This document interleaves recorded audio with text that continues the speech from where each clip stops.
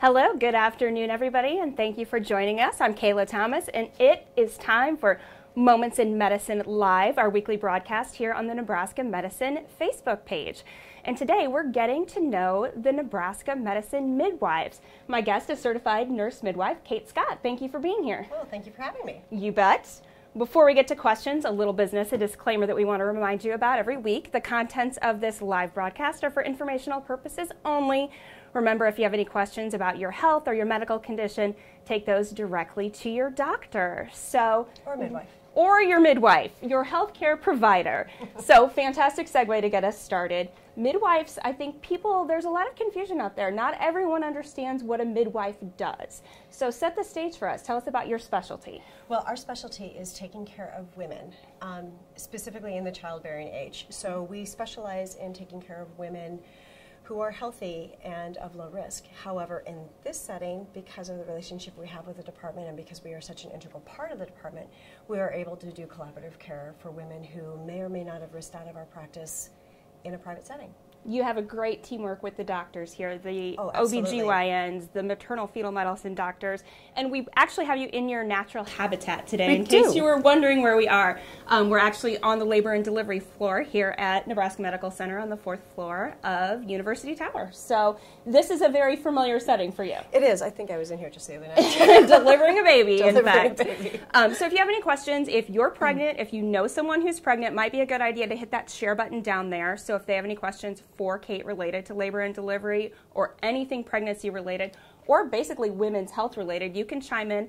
I'll check the comments section periodically through this conversation and try and get you those questions answered as we go on. So let's start with labor and delivery. When it comes to the prenatal patients that midwives see, who makes a good candidate to seek out a midwife for care? Actually, just about everybody. The majority of women are going to be more towards the low risk setting. So it makes more sense for us to take care more of the people that are out there that are pregnant than not. I mean, there are specific people who would be better served by seeing a physician or by a maternal fetal medicine specialist. But for the majority of the people, midwives are more appropriate. And talk about your educational level. Great. So all of us, there's different types of midwives out there. At Nebraska Medicine, all of us are certified nurse midwives, which means that we have a bachelor's degree of science in nursing. Then we've gone on and become a nurse practitioner with a specialty in midwifery. So not all nurse practitioners are midwives, but all midwives of a certified nurse midwife variety are nurse practitioners.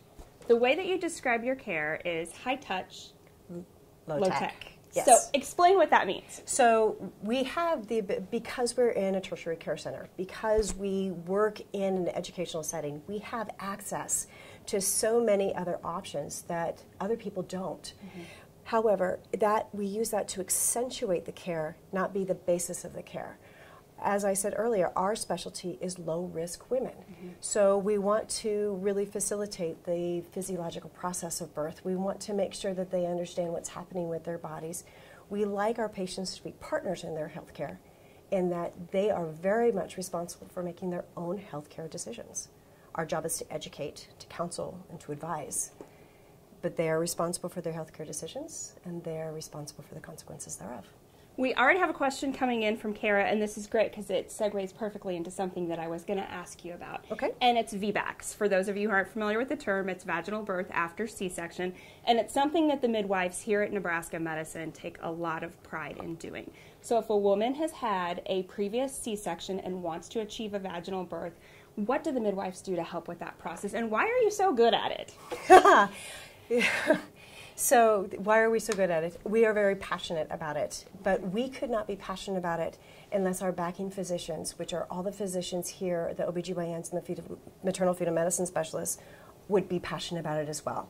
They back us up, and without their enthusiasm as well, even if we were enthusiastic, we would not be able to provide that service. So a vaginal delivery after cesarean means that a woman has had 1 or 2 cesarean sections that would be appropriate for our care. And they choose to have a baby vaginally. And the majority of people who've had 1 C-section are very good candidates for it. And why are we so good at it? Well, It's the tincture of time, the high touch, low tech. Let's make sure that moms going up into the birth have had a lot of education and support to make sure that they have all the tools possible to be successful. Making sure they're eating right, making sure they have appropriate weight gain for their pregnancy, exercising, making sure that their questions are answered, and if there's any fear surrounding the birth or previous birth, that is dealt with. One of the things about that high-touch care, you really get to know your patients well and understand them, and you really empower them to understand this is how your body works. Correct. So that those women are really an active part of their labor process. Yes. So if someone is experiencing labor and delivery, if they're trying to make that decision in the early stages of their pregnancy, maybe I want to see a midwife. How would the labor and delivery process be different from a midwife from maybe a traditional OBGYN? Well, once a patient is admitted in active labor, we are there for them. We don't hover over our patients. That's just irritating. But we are very much an integral part of that birth process. We're there to give them labor support if that's what they choose. Make sure that they're not just laying in the bed. I mean, the bed is made for my convenience, it's not for their comfort. And we want them to be a part of this. Crassly put, they were moving to put the baby in, they need to move to get the baby out. So, I mean, that simplifies it very much. But it's very much an individual care. Let's take one contraction at a time. Let's see what is unfolding. Let's support the process that you are going through, not what somebody went through 3 weeks ago. Now, we have a big bag of tricks, and some of them are appropriate for each person, but some of them are not. So we have to make sure that that person who we're taking care of gets that individual care they deserve. I think with the labor and delivery process, a lot of people that are pregnant, obviously especially for the first time, there's a lot of anxiety about delivering. What do you tell women who are going through that the first time? Because actual labor and delivery, having been through it myself, is not really like what you see on TV. No. Hollywood has given us a very interesting viewpoint of labor and delivery. I compare labor to a marathon. And having done both, I can honestly say that the two are pretty equal. Half of your pregnancy your pregnancy is your training period. But to be successful, half of it is going to be your training and half of it is going to be your mental process. Are you all in? What are you having a difficult time with? And we encourage people throughout their pregnancy to be educated. And we talk a lot about the process. We talk a lot about what their bodies are going to be going through. And we explain over and over and over, we take one contraction at a time. And we reinforce the fact that their bodies are beautifully designed to do this. We've been doing it for millions of years. Millions of years. And the thing is you know, the biggest fear is the unknown. So we take one contraction at a time. And when that contraction is done, it did its job that it needed to do, whether it was dilating the cervix, facing the cervix, helping that baby get into a better position. Regardless, it did what it needed to do, and it's gone, and it's never coming back. We wait for the next one, and we prepare. But in the meantime, we celebrate that our bodies are beautifully designed. I feel like I'm ready to give birth right now. I'm so comforted. Another question that's come in, can moms who want epidurals use midwives, and why would a planned medicated birth benefit from midwifery care? That's right to say midwifery instead of midwifery. Midwifery. See, there we go. If any of you watching needed to learn a new lesson today, the official term is midwifery. There you go. But the question about basically pain medications and midwives. It is not my birth. It is the patient's birth, and they get to choose how they want. If they want an epidural, great. I prefer them to be in active labor. I would prefer them to be admitted into the hospital before they start asking for it, but, you know, to each their own. But there's other options for pain medication as well.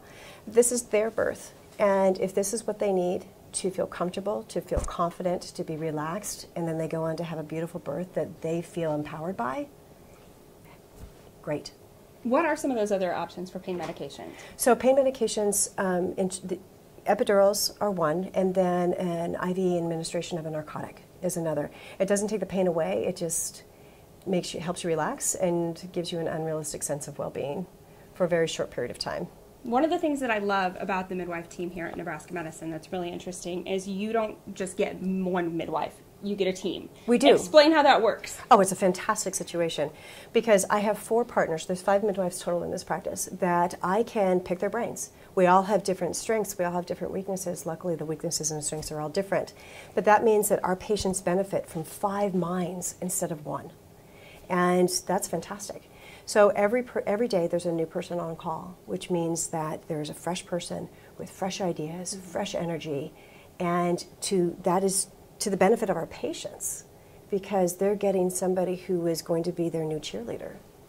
I'm going to jump back into some of the labor and delivery and pregnancy-related stuff, but let's take an aside for a second to kind of broaden this. You don't just see women who are expecting babies. You Correct. see any woman of childbearing age. So Correct. Annual exams, what can they come in and see you for?